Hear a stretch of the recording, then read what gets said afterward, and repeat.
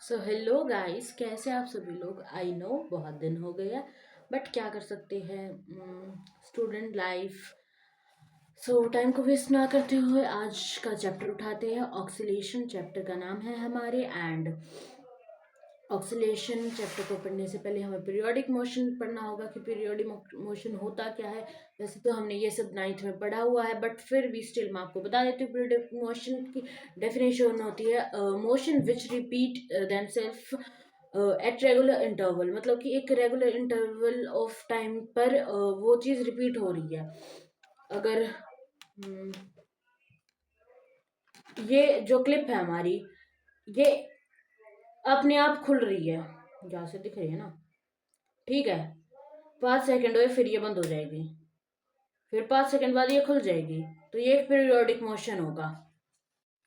अब देखते हैं ऑक्सीलेटरी मोशन कौन सा मोशन होता है। जब एक motion to and fro motion में होए एक रेगुलर इंटरवल, फिक्स्ड पॉइंट से एक रेगुलर इंटरवल ऑफ टाइम पर।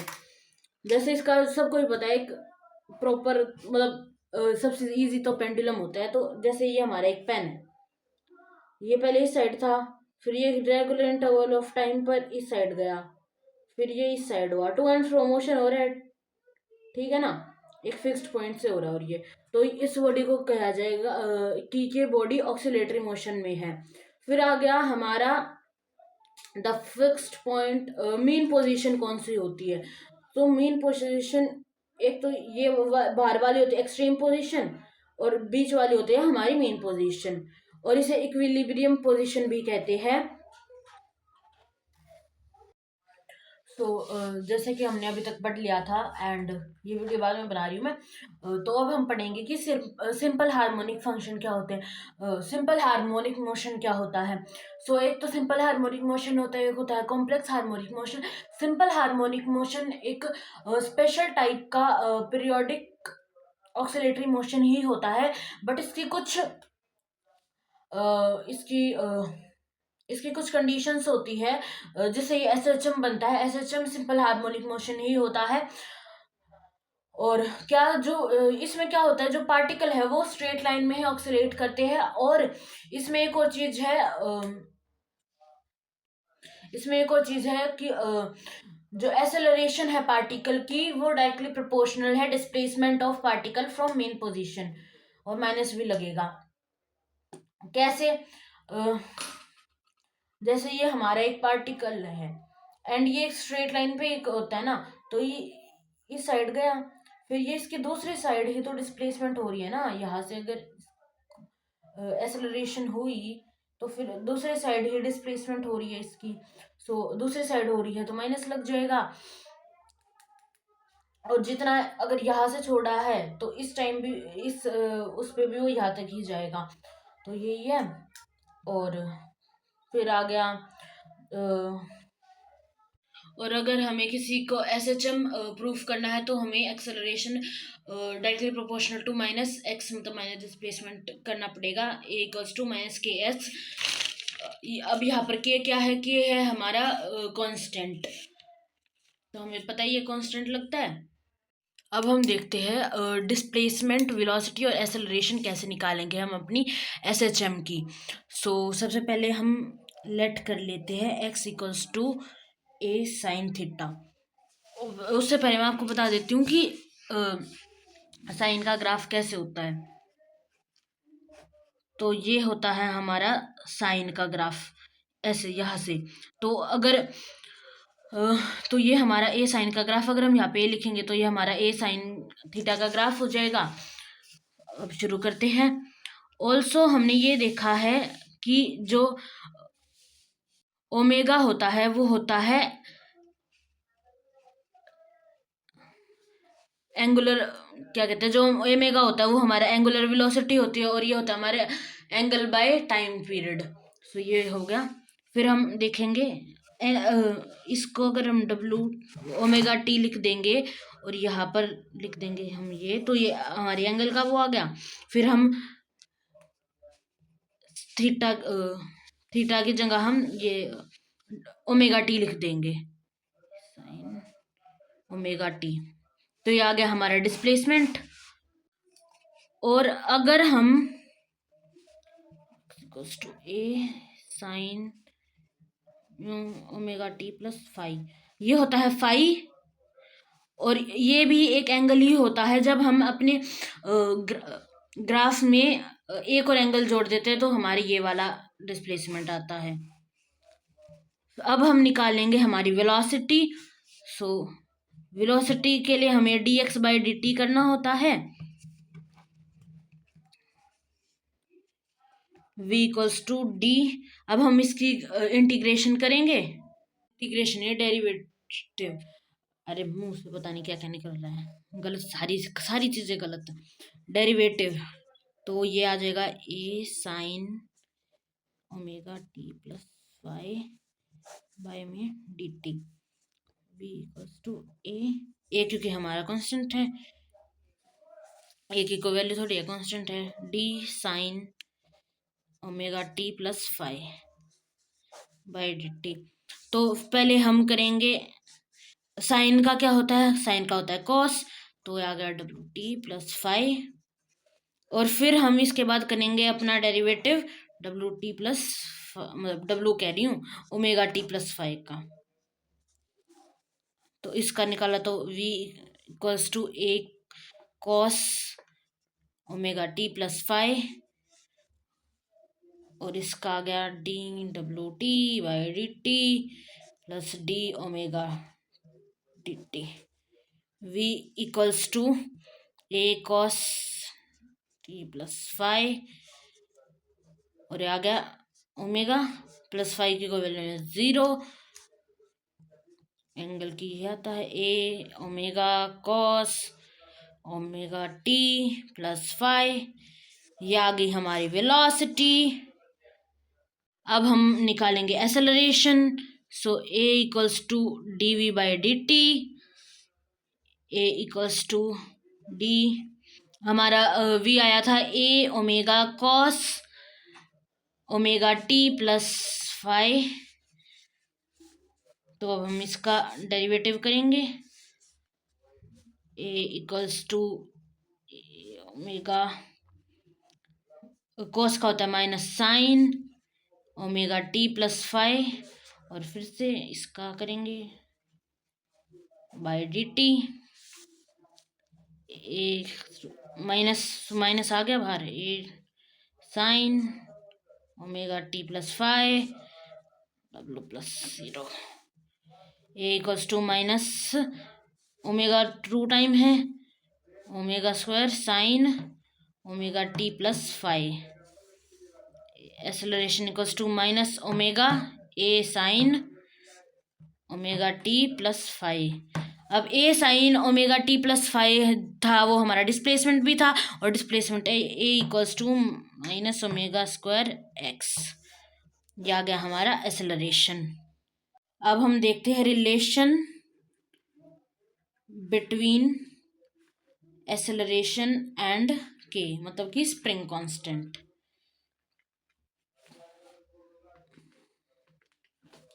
तो यहाँ पर जो हमारा एफ है, जो हमारी फोर्स है, वो माइनस के एक्स, यहाँ पे हमारा स्प्रिंग कांस्टेंट, और ये हमारी डिस्प्लेसमेंट है, फोर्स का m a equals to minus k x हो गया, acceleration equals to minus k x m हो गया। तो ये आ गई हमारी इक्वेशन 1। फिर आ गया हमारा एक्सेलरेशन इक्वल्स टू माइनस, ये भी होती है, अभी हमने निकाली है, तो ओमेगा स्क्वायर इक्वल्स टू के बाय एम, यहाँ पे मैंने एक्स काट दिया था, ये यहाँ पे एक्स था, ये पे तो मैंने कट कर दिया, सीधा करा मैंने। फिर हम के निकालेंगे तो omega square m equals to k की ये वैल्यू आई है हमारी। अब हम काइनेटिक एनर्जी निकालेंगे। काइनेटिक एनर्जी होती है 1/2 हमारा एम वी स्क्वायर, तो 1/2 एम, अभी हमने वी क्या निकाला था, A omega cos omega T plus five, इसका square 1/2 M A square omega square cos square W T plus five. फिर आ गया हमारा 1/2m ए स्क्वायर ओमेगा स्क्वायर, और हमें पता है कि जो हमारा कोस स्क्वायर होता है वो 1 माइनस साइन स्क्वायर के इक्वल होता है, तो +5। फिर आ गया हमारा 1/2m omega square A square minus A sign, अगर हम इसको करेंगे ओमेगा टी प्लस 5 का स्क्वायर। ये आ गया हमारा kinetic energy equals to 1/2m omega A square minus x square. ये हो गया हमारा x, ये 1/2m हमारी काइनेटिक एनर्जी निकल आई। जैसे ये हमारा पेंडुलम है, जो जो बाहर वाली साइड होती है हमारी एक्सट्रीम पोजीशन होती है, और इस पर जो हमारी काइनेटिक एनर्जी होती है वो 0 होती है, और मीन पोजीशन पे हमारी काइनेटिक एनर्जी मैक्सिमम होती है। अब हम निकालेंगे पोटेंशियल एनर्जी। पोटेंशियल एनर्जी का फॉर्मूला होता है 1/2 के एक्स स्क्वायर, 1/2 के एक्स की वैल्यू हमें पता ही है, ए साइन +5 का स्क्वायर। फिर आ गया 1/2 K A square sine square omega T +5, 1/2 mu carry m omega A square sine square omega T +5, 1/2m omega X square. ठीक है। अब पोटेंशियल एनर्जी मीन पे 0 होती है, और एक्सट्रीम पोजीशन पे जो पोटेंशियल एनर्जी होती है वो मैक्सिमम होती है। निकालेंगे हम टोटल एनर्जी। टोटल एनर्जी होती है हमारी काइनेटिक एनर्जी और पोटेंशियल एनर्जी, यही दो एनर्जीज होती है, तो उसका सम एनर्जी, तो total energy equals to kinetic energy plus potential energy, तो हो गया 1/2m omega square A square minus x square plus में 1/2m omega square X square. अब क्या हो गया, 1/2m omega square A square minus 1/2m omega square X square plus में 1/2m omega square X square. तो 1/2m omega square X square से 1/2 ये cut गया, तो हमारी टोटल एनर्जी आ गई 1/2m omega square A square, और ये जो होता है ये हमारा कांस्टेंट होता है। टोटल एनर्जी मीन पोजीशन पे भी वही होता है, और एक्सट्रीम पोजीशन पे भी सेम होता है, तो ये कांस्टेंट होता है। फिर ये हमारा जो आपको ये वाली, रुक जाओ 1 मिनट, कलर से दिखाती हूँ आपको कलर बिना खुल रहा है। तो ये जो ये वाला है हमारा, ये आपको ये वाली लाइन दिख रही है जो मैंने ब्लू से बनाई है अभी, ये हमारी है पोटेंशियल एनर्जी, और ये ऐसे बनेगी क्योंकि जो हमारी पोटेंशियल एनर्जी होती है मैक्सिमम होती है हमारी एक्सट्रीम पोजीशंस पे, और मीन पोजीशन पे 0 होती है। और ऐसे ही जो हमारी काइनेटिक एनर्जी है, जो मैंने ये वाली लाइन बनाई है पिंक वाली, ये जो हमारी काइनेटिक एनर्जी होती है, ये जो हमारी एनर्जी मीन पोजीशन पे मैक्सिमम होती है और एक्सट्रीम पोजीशन पे 0 होती है। और ये जो ये वाली स्ट्रेट लाइन दिख रही है ये हमारी टोटल एनर्जी है, क्योंकि टोटल एनर्जी क्या कहते हैं कांस्टेंट ही रहती है। और ये पैराबोलिक क्यों बनी है, क्योंकि जो हमारा स्क्वायर के ग्राफ्स होते हैं वो पैराबोलिक बनते हैं। अब हम निकालेंगे time period of simple pendulum.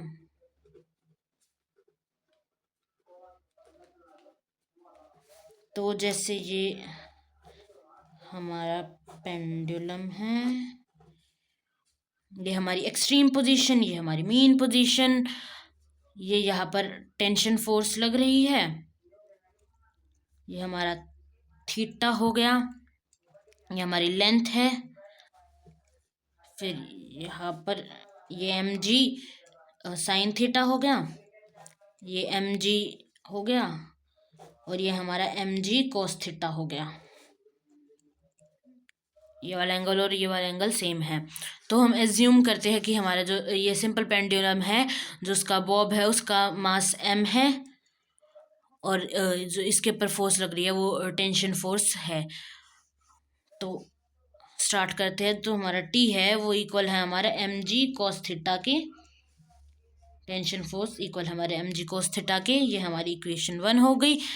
Also जो हमारी नेट फोर्स है वो एम जी साइन थीटा है, फोर्स का m a equals to m g sine theta. तो हम एक्सेलरेशन हो गई हमारी जी साइन थीटा, एम से एम कट गया। और फिर एक और बात बताती हूँ, एक बहुत वेरी स्मॉल एंगल, मतलब एक बहुत स्मॉल एंगल के जो हमारा साइन थीटा होता है वो थीटा के ही इक्वल हो जाता है।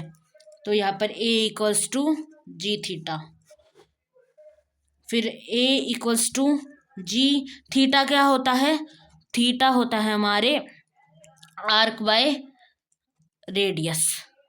तो ये हमारी आर्क है और ये हमारा रेडियस है। तो यह आ गया हमारा एक्स बाय एल। हमारे एक्सेलरेशन का जो फॉर्मूला होता है वो होता है माइनस ओमेगा स्क्वायर एक्स, और ये अब हो गया minus omega square x equals to minus g x by l, क्योंकि यहाँ पर माइनस लगा है तो यहाँ पे माइनस लगेगा। तो एक्स से एस एक्स कट हो गया, ये आ गया हमारा ओमेगा और माइनस से minus omega square equals to g by l. ये हमारी इक्वेशन 2 हो गई। अब omega equals to theta by t, और थीटा होता है हमारा 2 pi by t. Omega equals to 2 pi by t, यह आ गया हमारी थर्ड इक्वेशन। अब हम अपनी थर्ड इक्वेशन को सेकंड इक्वेशन में रखेंगे, मतलब कि 2 pi by t equals to g by l. अब 2 पाई यहाँ पे स्क्वायर था, 2 pi by t equals to g by l के ऊपर जी बाय एल के ऊपर रूट। तो टी इक्वल्स टू आ गया हमारा 2 पाई जी बाय ओ एल बाय जी के ऊपर रूट। यह आ गया हमारा टाइम पीरियड। एक सिंपल पेंडुलम का है ये हमारा टाइम पीरियड। हम टाइम पीरियड निकालेंगे एक स्प्रिंग मास सिस्टम का। तो ये हमारा स्प्रिंग है और यहाँ पर एक मास लटका रखा है। तो इसका जो स्प्रिंग कांस्टेंट है वो k है और जो हमारा मास है वो m है। अब इसको निकालते हैं तो F equals to minus k x, m में equals to minus k x, a आ गया हमारे minus k x by m, equation 1। Also जो हमारा ए होता है वो माइनस ओमेगा स्क्वायर एक्स के बराबर होती है, हमारी इक्वेशन 2 हो गई। सो अब क्या हो गया, ओमेगा स्क्वायर इक्वल्स टू के बाय एम। तो ओमेगा होता है जो हमारा ओमेगा है वो 2 पाई बाय टी हो गया, इसका स्क्वायर इक्वल्स टू के बाय एम। इसमें तो देखो बहुत सिंपल डेरिवेशन है ये तो हमारी। फिर आ गया t/2 पाई का square equals to m by k. तो t आ गया हमारा 2 ओमेगा और 2 पाई m/k के ऊपर स्क्वायर, स्क्वायर कह रही हूँ रूट। तो यह आ गया हमारा स्प्रिंग मास सिस्टम का टाइम पीरियड। अब हम देखते हैं सीरीज एंड पैरेलल कॉम्बिनेशन के बारे में। तो ये हमारा सीरीज कॉम्बिनेशन है, यहाँ पर हमारा एक स्प्रिंग है, यहाँ पर हमारा दूसरा स्प्रिंग है। एक स्प्रिंग का जो हमारा स्प्रिंग कांस्टेंट है वो k1 है, एक का हमारा k2 है, और ये हमारा मास एक ही लगा हुआ है। तो ये हमारे नीचे फोर्स लगा रहा है, mg फोर्स लगा रहा है ये, और जो हमारा k1 है वो ज़्यादा है k2 से, और जो k2 तो k2 ज़्यादा खींचेगा। जो स्प्रिंग कांस्टेंट ज्यादा होता है वो कम खिंचता है, और जो कम होता है वो ज्यादा खिंचता है। तो F equals to minus k x equals to F by k, फिर ये आ गया displacement, net displacement equals to x plus y x two, फिर एक्स की वैल्यू ही रख दी यहाँ पे। और इससे क्या आ गया, जो हमारा एफ होता है वो जो हमारी फोर्स होगी वो तो सेम ही होगी। तो 1/k net equals to 1/k1 plus 1/k2 plus 1/k3 and so on. फिर आ गया हमारा पैरेलल कॉम्बिनेशन। पैरेलल कॉम्बिनेशन में क्या है, ये हमारा एक स्प्रिंग कांस्टेंट है, ये हमारा दूसरा स्प्रिंग है, और यहाँ पर हमने एक रोड लगा दी, तो यहाँ पर अलग फोर्स लगेगी और यहाँ पर अलग फोर्स लगेगी, क्योंकि एक का स्प्रिंग कांस्टेंट ज़्यादा होगा, एक का कम होगा, एक कम खींचेगा एक ज़्यादा खींचेगा, तो फिर ये बैलेंस नहीं कर पाएगा, ये ऐसे ऐसे करके ये रुक ही जाएगा।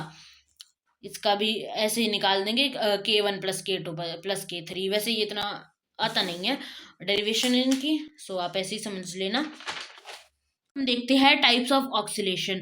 सबसे पहले हमारा फ्री ऑक्सीलेशन। फ्री ऑक्सीलेशन क्या होता है, a type of oscillation in which amplitude of oscillation remaining same और कांस्टेंट, जिसमें कांस्टेंट रहता है जो हमारा एम्पलीट्यूड A1 A2 और A3 सेम है, तो ये हमारा फ्री ऑक्सीलेशंस है। फिर आ गया हमारा डैम्प ऑक्सीलेशन। डैम्प्ड ऑक्सीलेशन क्या होता है, a type of oscillation in which there is loss of energy and hence amplitude. जब यहाँ पर तो हमारा एम्पलीट्यूड सबसे ज़्यादा है, फिर और ज़्यादा जब आगे जाते जाते जाते जो हमारा एम्पलीट्यूड है वो कम होता जा रहा है, तो A1 is more than A2, A2 is more than A3, तो ये ऐसे है। फिर आ गया हमारा फोर्स्ड ऑक्सीलेशन। फोर्स्ड ऑक्सीलेशन में क्या होता है, इसमें क्या होता है कि जब ऑक्सीलेशन को ऑक्सीलेट करवाने के लिए हमें अगर जो हमारे एम्पलीट्यूड है उसे कांस्टेंट रखने के लिए एक एक्सटर्नल फोर्स लगानी पड़े, जैसे रेजोनेंस समझाती हूँ आपको, उससे आपको ये भी समझ में आएगा। तो सबसे पहले रेजोनेंस की डेफिनेशन बताती हूँ। तो रेजोनेंस की डेफिनेशन है, to make any oscillation a forced oscillation external forces are applied when frequency of external forces matches frequency of oscillation resonance occurs. मतलब कि जैसे कि जब हम झूला झूलते हैं, उस झूले को झुलाते रहने के लिए हमें कांस्टेंट रहना पड़ता है, बार बार धक्का देना पड़ता है, वरना तो वो झूला रुक जाएगा, एक बार ऐसे ऐसे झूल झूल झूल के रुक जाएगा। बट अगर हमें झुलाते ही रहना है किसी को, तो हमें कॉन्स्टेंटली उस पर धक्का देना पड़ेगा, तो हमारी साथ साथ हमारी भी ऑक्सीलेशन होगी। जैसे मैं इसको धक्का दे रही हूँ, तो मैंने इसको धक्का दिया तो ये आगे गया तो मैं आगे गई, फिर ये पीछे आया तो मैं पीछे हुई, फिर मैंने फिर धक्का दिया फिर आगे गई, तो ये एक रेजोनेंस क्रिएट हो रहा है ताकि ये झूला झूलता रहे, एक फोर्स ऑक्सीलेशन होती रहे। तो इससे हमारा चैप्टर कंप्लीट होता है। अगर कुछ रह गया है तो कमेंट सेक्शन में ज़रूर बताना, वरना आई थॉट मैंने सारे टॉपिक्स कवर करे हैं। सो मिलते हैं अगली वीडियो में, तब तक के लिए बाय बाय।